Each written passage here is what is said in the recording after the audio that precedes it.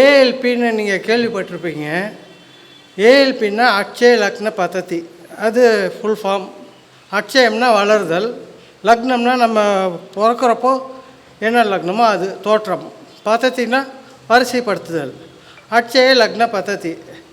நம்ம பிறக்கிறதுலேருந்து இன்றைக்கி வரைக்கும் என்ன வயசு, அந்த வயசுலேருந்து லக்னமாக எடுத்து பலன் பார்த்தோம்னா ரொம்ப துல்லியமாக கிடைக்கிது அப்படிங்கிறது ஒரு கருத்து இருக்குங்க. அது மகா குருஜி பொதுவுடை மூர்த்தி அவங்க இதை கண்டுபிடிச்சிருக்காங்க. அவங்களுக்கு கோடானு கோடி நன்றிகள்.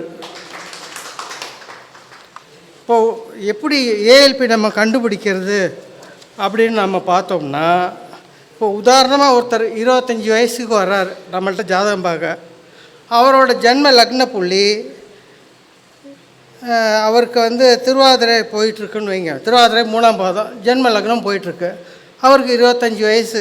இப்போது அவர் வர்றாரு. அவருக்கு நமக்கு ஏஎல்பி நம்ம கணித்தோம்னா அவருக்கு உத்திரம் 2ஆம் பாதம் வரும். அது எப்படிங்கிறது ஏஎல்பி கூகுள் ப்ளே ஸ்டோரில் ஏஎல்பி ஃப்ரீ சாஃப்ட்வேரே இருக்குது. நீங்கள் அது போட்டிங்கன்னா அது ஆட்டோமேட்டிக்காக ஏஎல்பிங்கிறது காமிச்சிடும். அது விளக்கமாக சொல்லணுன்னா டைம் இல்லை, அதனால் நான் ஷார்ட்டாக சொல்கிறேன். இப்போது அவர் திருமணத்துக்காக 25 வயசு இல்லைங்களா, எனக்கு எப்போ திருமணம் ஆகும்னு கேட்குறாரு. அவருக்கு உத்திரம் 2ஆம் பாதம் போயிட்டுருக்கு. அந்த கணக்குக்கு உத்திரம் 2ஆம் பாதம் அப்படிங்கிறப்போ உங்களுக்கு 27 வயசில் தான் கல்யாணம் ஆகும்னு நம்ம சொல்லுவோம்.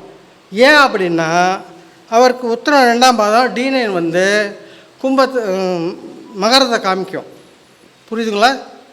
உத்திரம் 2ஆம் பாதம்னா D9 மகரத்தை காமிக்கும். இது யோசனை பண்ணி பாருங்கள், தெரியும். அப்போ 2ஆம் பாதங்கிறப்போ அவருக்கு D9 மகரத்தை காமிக்கிறதுனால அது இப்போதைக்கு வாய்ப்பு இல்லை. D9 4 தொடரணும். அப்படிங்கிறப்போ ஏஎல்பிக்கு 7வது இடம் மீனம். அது வர்றப்போ உங்களுக்கு கல்யாணம் ஆகும்னு நாங்கள் சொல்லியிருக்கோம். அதே மாதிரி கரெக்டாக கல்யாணம் ஆகுது. அதே மாதிரி அடுத்தடுத்த கல்யாண வாய்ப்புகள் வர்ற நேரம் எப்படின்னா ஹஸ்தம் 3 D9 வரணும், தொடரணும் நவம்சத்தில்.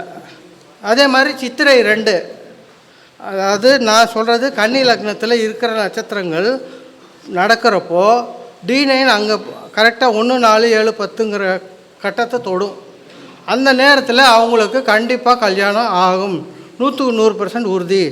அதே மாதிரி அவர் என்ன வேலை வந்திருக்காரோ, என்ன கேட்க வந்திருக்காரோ, அது நமக்கு கேள்வியாக எடுத்துக்கிட்டோம்னா நம்ம உடனே அவருக்கு தீர்வு சொல்லலாம். அந்த நட்சத்திரம் நடக்கிறத வச்சு மேலும் ஒரு அப்டேட்டாக ஒரு தகவல் சொல்கிறேனே. இன்றைக்கி கோச்சார பலன் எடுத்துக்கிட்டோம்னா நம்ம மேச லக்னம் ஒருத்தருக்கு போகுதுன்னு வைங்க. ஏஎல்பி மேச லக்னம் போகுது. அவருக்கு கேது இப்போ எங்கே இருக்குது, கண்ணியில் இருக்குது. அப்படிங்கிறப்போ அவர் நீங்கள் தீர்க்கக்கூடிய பிரச்சனையில் இருக்கீங்க.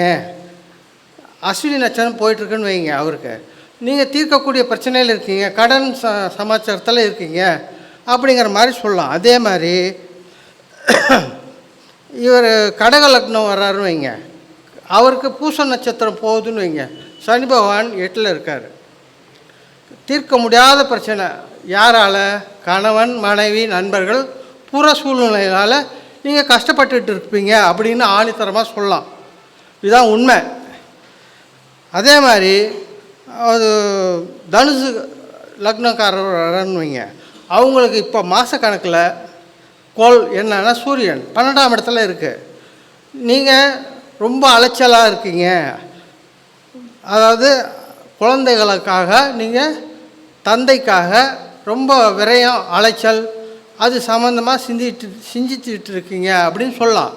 அதே மாதிரி மீன லக்னம் போகிறவங்களுக்கு நம்ம எடுத்தோம்னா சனி பகவான் 12ல் இருக்கார். சரிங்களா?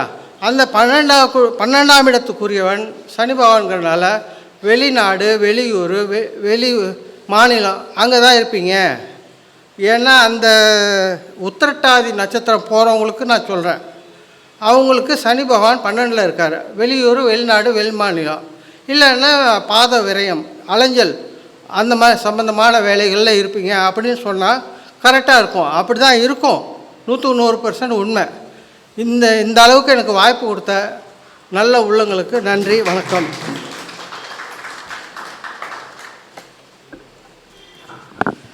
ஐயா, இதை பற்றி நல்ல விளக்கம் நீங்கள் கொடுக்கணும்னு எதிர்பார்க்குறோம் அடுத்தர. ரொம்ப நன்றிங்கய்யா.